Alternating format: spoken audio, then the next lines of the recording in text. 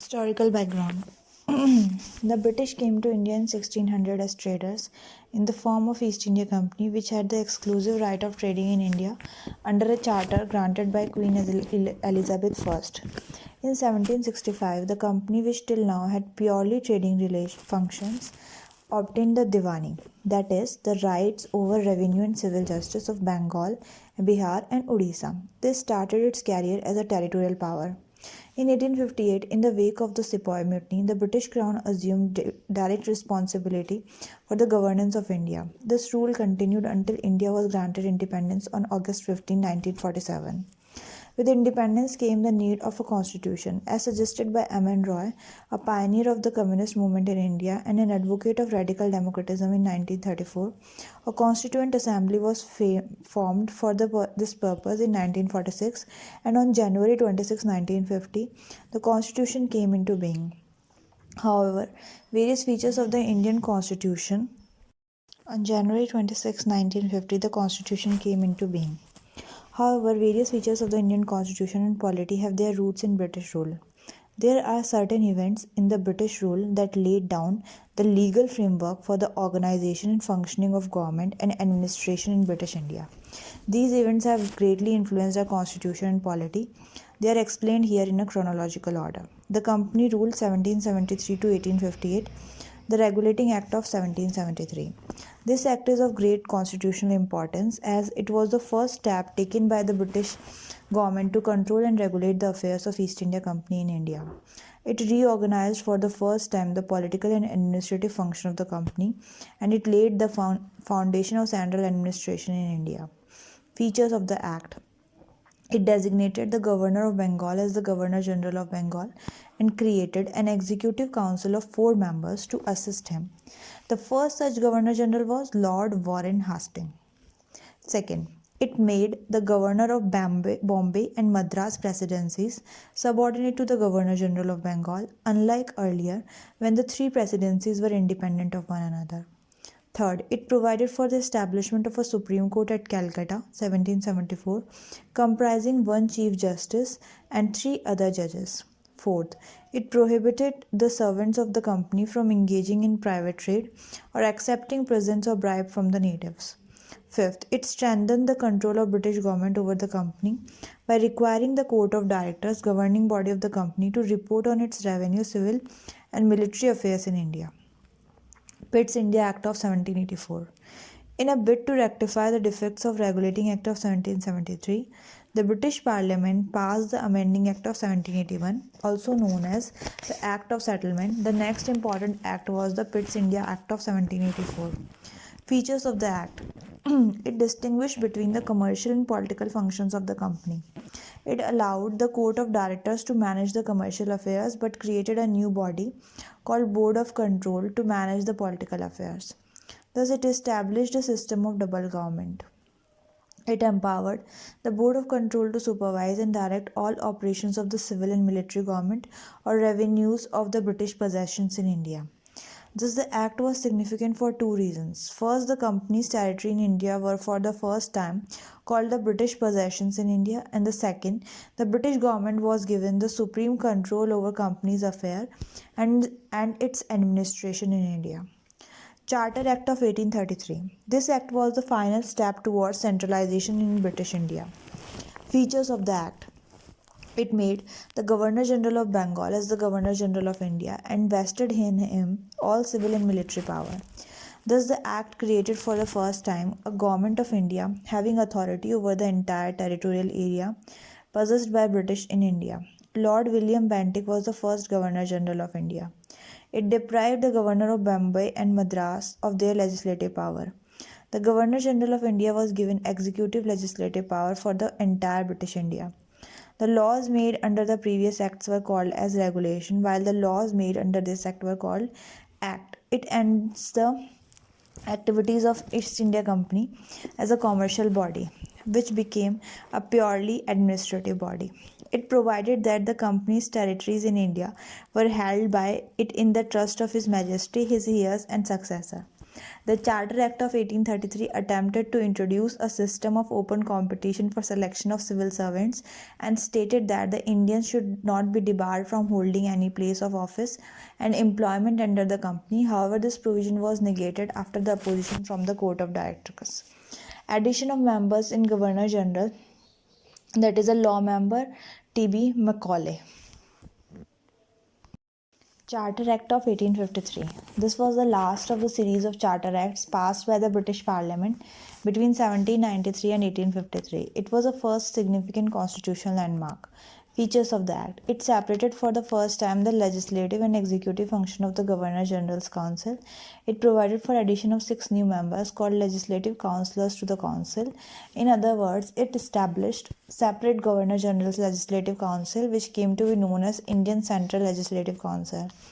This legislative wing of the council functioned as mini parliament, adopting the same procedure as the British Parliament. Thus, legislation for the first time was treated as a special function of the government, requiring special machinery and special process. It introduced an open competition system of selection and recruitment of civil servants. The covenanted civil service was thus thrown open to the Indians also. According to the Macaulay Committee, the Committee on the Indian Civil Service was appointed in 1854. It extended the company's rule and allowed to retain the possession of Indian territories on trust of the British Crown, but it did not specify any particular period. Unlike the previous charter, this was a clear indication that the company's rule could be terminated at any time the Parliament liked. It introduced for the first time local representation in the Indian Central Legislative Council. Of the 6 new legislative members of the Governor General Council, 4 are appointed by local government of Madras, Bombay, Bengal and Agra. The Crown Rule 1858 to 1947. Government of India Act 1858. The significant act was enacted in the wake of Revolt of 1857, also known as the First War of Independence on the Sepoy Mutiny. The act, as the Act of Good Government of India, abolished the East India Company and transferred the power of government, territories and revenue to the British Crown. Features of the act. It provided that India henceforth was to be governed by and in the name of Her Majesty. It changed the designation of the Governor General of India to the Viceroy of India. He was the direct representative of British Crown in India. Lord Canning thus became the first Viceroy of India. Second, it ended the system of double government by abolishing the Board of Control and Court of Directors. It created the new office Secretary of State of India, vested with complete authority and control over Indian administration. The Secretary of State was a member of British Cabinet and was responsible ultimately to the British Parliament. It established a 15-member Council of India to assist the Secretary of State for India. The council was an advisory body. The Secretary of State was made the chairman of the council. It constituted the Secretary of State in council as a body corporate capable of suing and being sued in India and in England. The Act of 1858 was, however, largely confined to the improvements of the administrative machinery by which the Indian government was to be supervised and controlled in England. It did not alter in any substantial way the system of government that prevailed in India. Indian Council Act of 1861, 1892 and 1909. After the Great Revolt of 1857, the British government felt the necessity of seeking the cooperation of the Indians in the administration of their country. In pursuance of this policy of association, 3 acts were enacted by the British Parliament in 1861, 1892 and 1909. The Indian Council Act of 1861 is an important landmark in the constitutional and political history of India. Features of the Act of 1861. It made the beginning of representative institutions by associating Indians with law-making process. It thus provided that the Viceroy should nominate some members as non-official members of his expanded council. In 1862, Lord Canning, the then Viceroy, nominated 3 Indians to the Legislative Council, the Raja of Banaras, the Maharaja of Patiala and the Sir Dinkar Rao. It initiated the process of decentralization by restoring the legislative powers to the Bombay and Madras Presidency. It thus reversed the centralizing tendency that started from the Regulating Act of 1773 and reached its climax under the Charter Act of 1833. This policy of legislative devolution resulted in the grant of almost complete internal autonomy to the provinces in 1937. It also provided for the establishment of new legislative councils for Bengal, Northwest Frontier Province and Punjab. which were established in 1862, 66, and 97 respectively. It empowered the viceroy to make rules, orders for more convenient transaction of business in the council.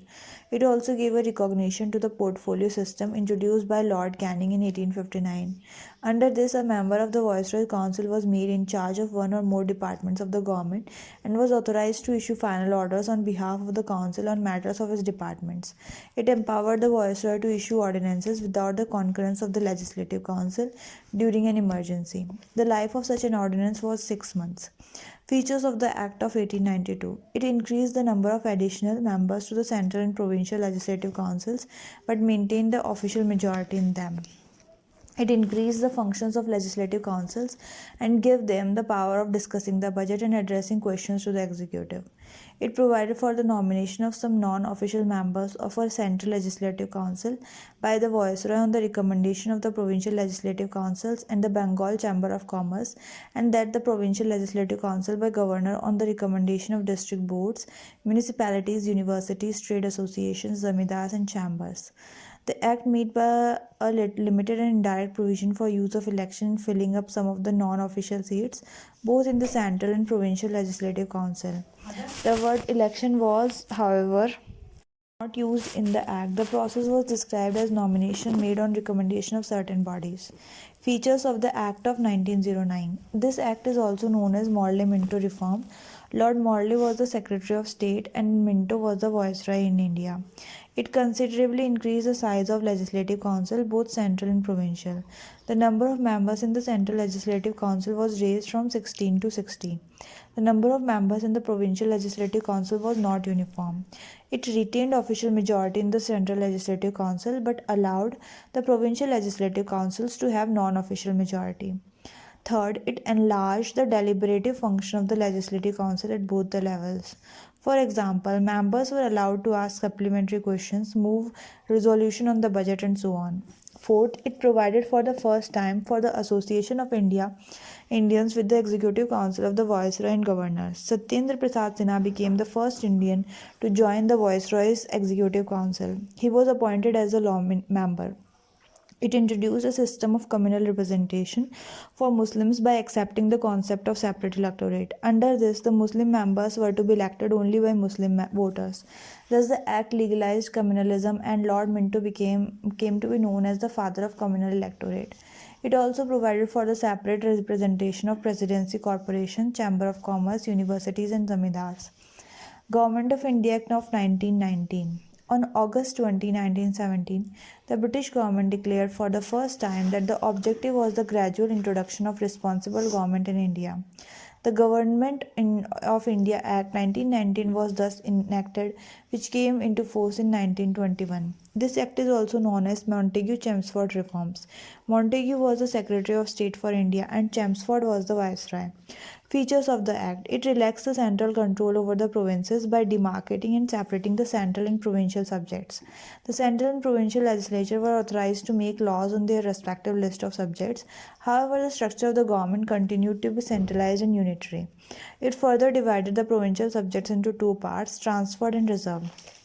The transferred subject was to be administered by the governor and the aid of ministers responsible to the Legislative Council. The reserved subject, on the other hand, were to be administered by the governor and the Executive Council without being responsible to the Legislative Council. This dual system of governance was known as diarchy, a term derived from Greek word diarch, which means double rule. However, this experiment was largely unsuccessful. It introduced for the first time bicameralism and direct elections in the country. Thus, the Indian Legislative Council was replaced by the bicameral legislature, consisting of an upper house, Council of State, and lower house, Legislative Assembly. The majority of members of both the houses were chosen by direct election. It required that the 3 to 6 members of Viceroy's Executive Council, other than the Commander-in-Chief, were to be Indian. It extended the principle of communal representation by providing separate electorate for Sikh, Indian Christians, Anglo-Indians, and Europeans. It granted franchise to a limited number of people on the basis of property, tax, or education. It created a new Office of High Commissioner for India in London and transferred to him some of the functions he had performed by the Secretary of State for India. It provided for the establishment of a Public Service Commission, hence, a Central Public Service Commission was set up in 1926 for recruiting civil servants. It separated for the first time provincial budgets from the central budget and authorized the provincial legislature to enact their budget. It provided for the appointment of a statutory commission to inquire into and report on its working after 10 years of its coming into force. Simon Commission. In November 1927 itself, that is 2 years before the schedule, the British government announced the appointment of a seven-member statutory commission under the chairman of Sir John Simon to report on the condition of India under its new constitution. All the members of the commission were British and hence all the parties boycotted the commission. The commission submitted its report in 1930 and recommended the abolition of diarchy, extension of responsible government in provinces, establishment of Federation of British India and princely state, continuation of communal electorate and so on. To consider the proposals of the Commission, the British government convened 3 round-table conferences of the representative of British government, British Indian and Indian princely state. On the basis of these discussions, a white paper on constitutional reforms was prepared and submitted for the consideration of the Joint Select Committee of British Parliament. The recommendations of this committee were incorporated with certain changes in the next Government India Act 1935. Communal Award. In August 1932, Ramsay MacDonald, the British Prime Minister, announced a scheme of representation of minorities, which came to be known as Communal Award. The award not only continued separate electorate for the Muslims, Sikh, Indian Christians, Anglo-Indians and Europeans, but also extended it to the depressed classes. Scheduled caste. Gandhiji was distressed over this extension of the principle of communal representation to the depressed classes and undertook fast unto death in Yadva jail to get the award notified. At last, there was an agreement between the leaders of the Congress and the depressed classes. The agreement, known as Pune Pact, retained the Hindu joint electorate and gave reserved seats to the depressed classes. Government of India Act 1935. The Act marked a second milestone towards a completely responsible government in India. It was a lengthy and detailed document having 321 sections and 10 schedules. Features of the Act. It provided for the establishment of an All India Federation consisting of provinces and princely states as units. The Act divided the power between the central and units in terms of 3 lists: federal list for centre with 59 items, provincial for provinces with 54 items, and the concurrent for both with the 36 items. Residuary powers were given to the Viceroy. However, the federation never came into being as the princely state did not join it. It abolished diarchy in the provinces and introduced provincial autonomy in its place. The provinces were allowed to act as autonomous units of administration in their defined sphere. Moreover, the Act introduced responsible government in provinces. That is, the governor was required to act with advice of ministers responsible to the provincial legislature. This came into effect in 1937 and was discontinued in 1939. It provided for the adoption of diarchy at the centre. Consequently, the federal subjects were divided into reserved and transferred subjects. However, this provision of the Act did not came into operation at all. It introduced bicameralism in 6 out of 11 provinces. Thus, the legislature of the Bengal, Bombay, Madras, Bihar, Assam and UP were made bicameral, consisting of Legislative Council and Legislative Assembly. However, many restrictions were placed on them. It further extended the principle of communal representation by providing separate electorate for depressed classes, scheduled caste, women and labour workers. It abolished the Council of India established by Government of India Act 1858. The Secretary of State for India was provided with a team of advisors. It extended franchise. About 10% of the total population got the voting rights. It provided for the establishment of a RBI to control the currency and credit of the country. It provided for the establishment of not only a Federal Public Service Commission but also a Provincial Public Service Commission and Joint Public Service Commission for 2 or more provinces. It provided for the establishment of a Federal Court which was set up in 1937. Indian Independence Act of 1947. On February 20, 1947, the British Prime Minister Clement Attlee declared that the British rule in India would end by June 30, 1948, after which the power would be transferred to the responsible Indian hands. This announcement was followed by the agitation by Muslim League demanding partition of the country. Again, on 3rd June 1947, the British government made it clear that any constitution formed by the Constituent Assembly of India, formed in 1946, cannot apply to those parts of the country which were unwilling to accept it. On the same day, June 3, 1947, Lord Mountbatten, on Viceroy of India, put for the partition plan known as Mountbatten Plan. The plan was accepted by the Congress and the Muslim League. Immediate effect was given to the plan by enacting the Indian Independence Act 1947. Features of the Act: it ended the British rule in India and declared India as an independent sovereign state from August 15, 1947. It provided for the partition of India and creation of two independent dominions of India and Pakistan with right to secede from the British Commonwealth. It abolished the office of Viceroy and provided for each dominion a Governor General who was to be appointed by British King on the advice of the Dominion Cabinet. His Majesty's government in Britain was to have no responsibility with respect to government of India or Pakistan. It empowered the Constituent Assembly of the two dominions to frame and adopt any constitution for their respective nations and to repeal any act of the British Parliament, including the Independence Act itself. It empowered the Constituent Assembly of both the dominions to legislate for their respective territories till the new constituencies were drafted and enforced. No act of British Parliament passed after August 15, 1947 was to extend to either of the new dominion unless it was extended thereto by the law of the legislature of the dominion. It abolished the office of Secretary of State for India and transferred its function to the Secretary of State for Commonwealth Affairs. It proclaimed the lapse of British paramountcy over the Indian princely state and treaty relation with tribal areas from August 15, 1947. It granted freedom to the Indian princely state either to join the Dominion of India or Dominion of Pakistan or to remain independent. It provided for the governance of each of the Dominion and provinces by the Government of India Act 1935 till the new constitution were framed. The Dominions were, however, authorized to make notification in the Act. It deprived the British monarch of his right to veto bills or asked for reservation of certain bills for his approval. But this right was reserved for the Governor General. The Governor General would have full power to assent to any bill in the name of His Majesty. It designated the Governor General of India and the Provincial Governor as constitutional head of the state. They were made to act on the advice of respective Council of Ministers in all matters. It dropped the title of Emperor of India from the royal titles of the King of England. It discontinued the appointment to civil services and reservation of post by the Secretary of State for India. The members of civil services were appointed before August 15, 1947 and would continue to enjoy all benefits that they were entitled to till that time. At the stroke of midnight, 14-15 August 1947, the British rule came to an end and the power was transferred to the two new independent dominions of India and Pakistan. Lord Mountbatten became the first Governor General of new Dominion of India. He swore in Jawaharlal Nehru as the first Prime Minister of independent India. The Constituent Assembly of India formed in 1946 became the Parliament of the Indian Dominion.